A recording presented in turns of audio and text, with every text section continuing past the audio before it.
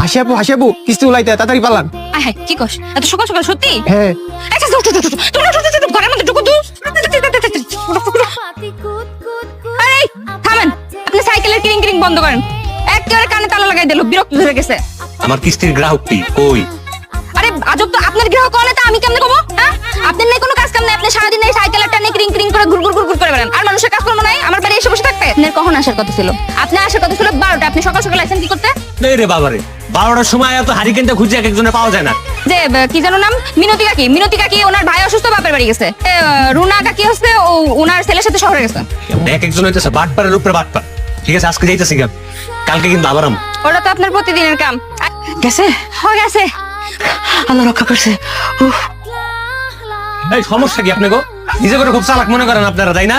আপনারা মনে করেন ছোটবেলাতে আপনারা খালি ভাত খাইছেন আর আমি ভুসি খাই বড় হইছি, আমি বাচ্চা।